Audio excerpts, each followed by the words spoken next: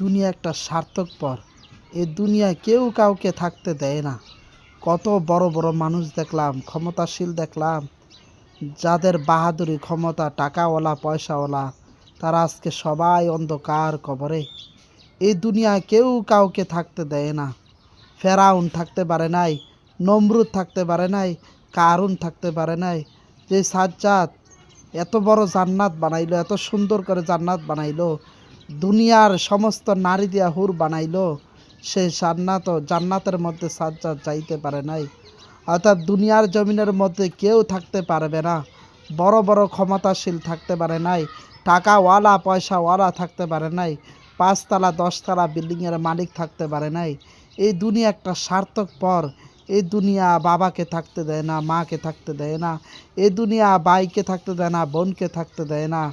বাবা সন্তানের কাঁধে লাশ, সন্তান বাবার কাঁধে লাশ, মা সন্তানকে বিদায় দেয়, সন্তান মাকে বিদায় দেয়।